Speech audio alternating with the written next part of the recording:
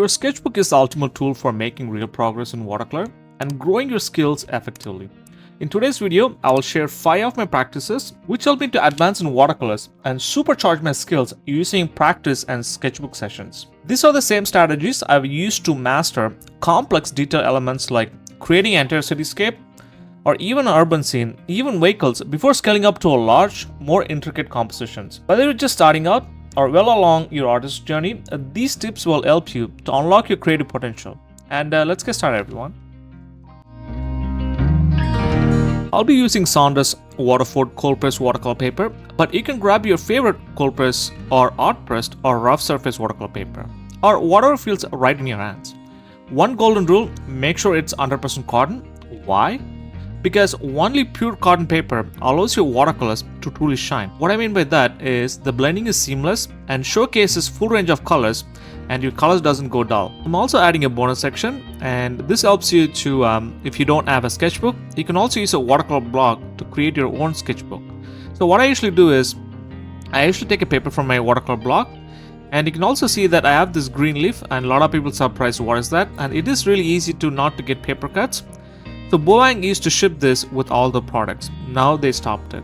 Once I have the paper, instead of buying a sketchbook, you can also do this. So once I have the paper, I cut my watercolor paper in half. You can also cut it 4 or even 6 times, and these are the papers I'll be using for the demo for this video. Rule number 1 is to use your sketchbook and practice sessions to reveal your challenges without aiming for perfection. Start with a simple subject. A simple subject for me, it's the streetcar.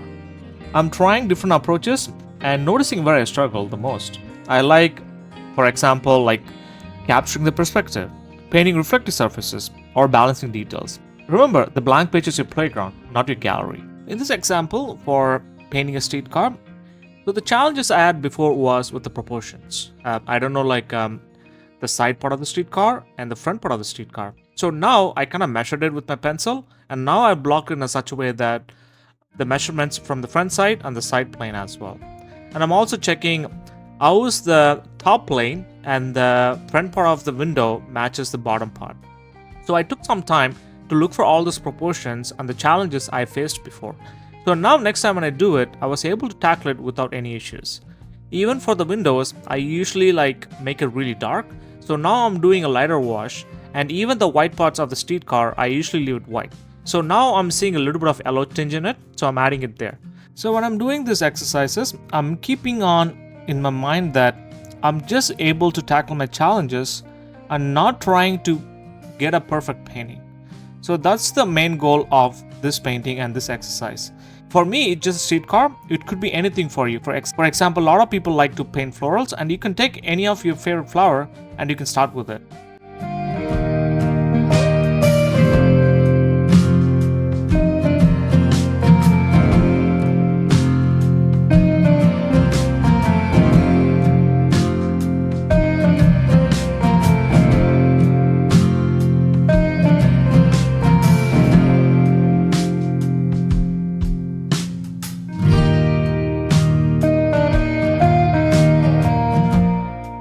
Rule 2 is all about exploring different colors and mixes.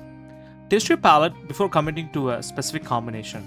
For instance, I tried different ways to paint buildings in the morning light, using warm tones like burnt sienna, burnt amber, and sepia, versus cooler mixes like Pion's Grey and ultramarine blue for evening scenes.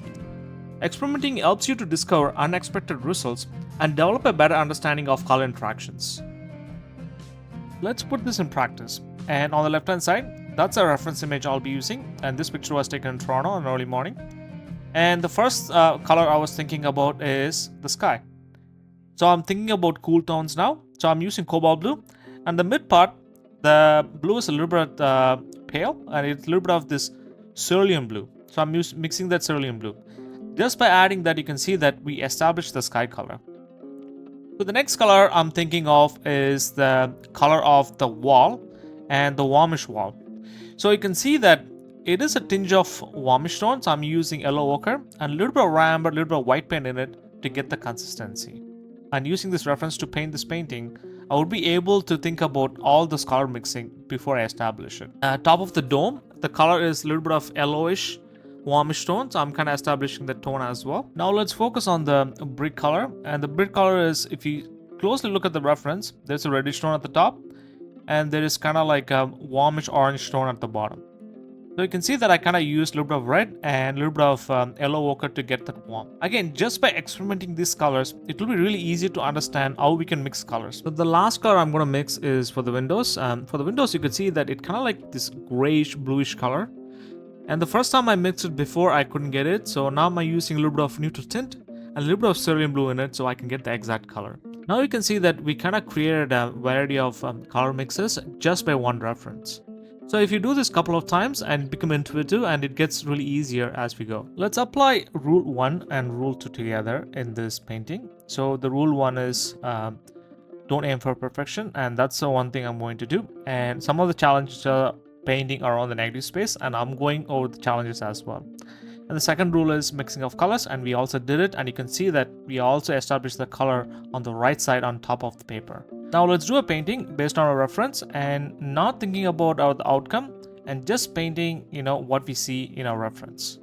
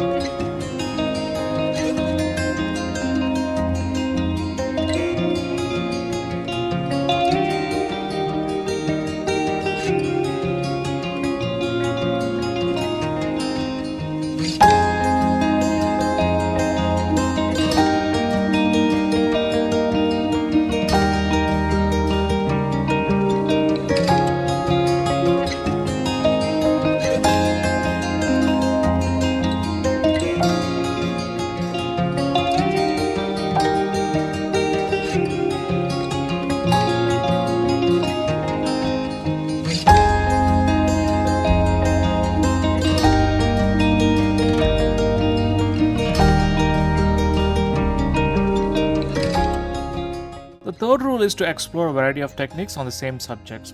For example, for a cityscape, I try wet on wet for soft skies, dry brushing for textures on the brick wall or even for the buildings, and lifting techniques to create eyelets on the glass windows. So exploring each method teaches you something new about how pigments begin on a paper, and helping us to find the perfect technique for our style. Okay, let's apply different techniques on the same subject. The subject is the one we painted before, the architecture, what we saw. And you can also see even the sketching, I got a little bit better because I did once, and you can see the finished painting on the top right. And what I'm doing this time, I was able to focus on a little bit on proportions and a little bit of designing while I'm doing it. And you can see that just by doing this two painting continuously, it helps me to use different techniques. So in this one, I'll approach it differently because the last one we started with the brick. This one we can start with the sky with wet on wet, and we'll slowly build up the pigments. And you can also see that now I'm establishing the negative space or the positive space for the building by itself. And the last one we didn't do that. And you can see that in the rule number 2, the color mixing, you can see that I used cobalt blue, cerulean blue, and at the bottom I used a little bit of warmth in it. And you can also see that I'm using a little bit of wet on wet at the bottom as well. We are applying the rules of 1 and 2 on this painting as well, but again we are also exploring different techniques. By combining these 3 rules, you can see that we are instantly able to improve our skills, and we are instantly able to learn something new from just one reference.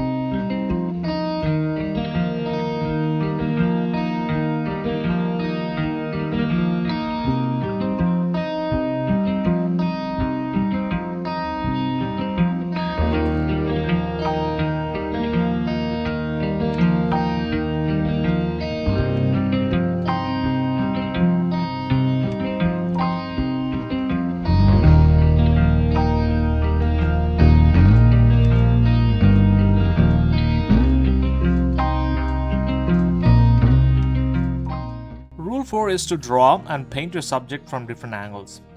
This not only builds familiarity but also improves your understanding of light, shadow, perspective, and forms.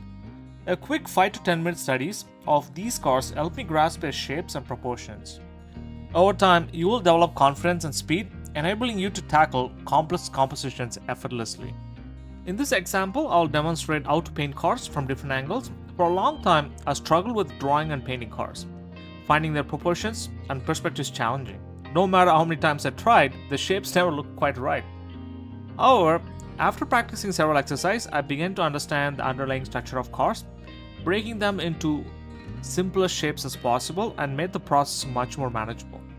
But with consistent effort, I gradually improved and gained confidence in capturing their forms. Now painting cars feels less intimidating and more enjoyable. Even though we are painting cars, we are also applying rule number 1, 2, and 3 to paint cars. So the first rule is to let go, not aim for perfection. The second rule is to have color mixing and have some color variation. And the third rule is explore different techniques. If I paint the cars the first time with wet on wet, the next time I'll try wet on dry, or I will use dry brush technique to create paint cars. And one of the other things I learned from doing cars is lifting techniques to create the eyelets and to create the lights in front of the car.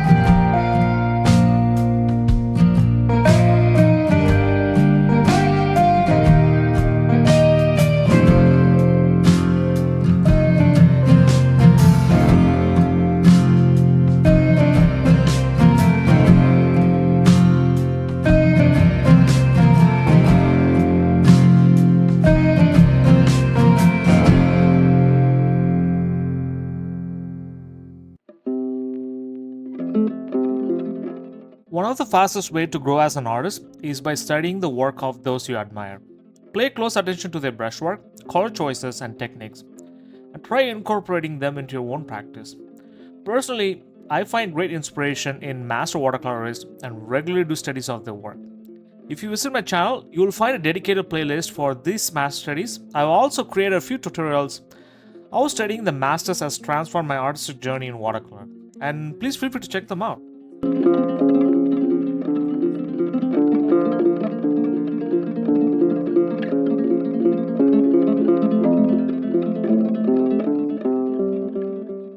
Thank you once again for watching this painting tutorial. Please feel free to share your thoughts on the video in the comment section below.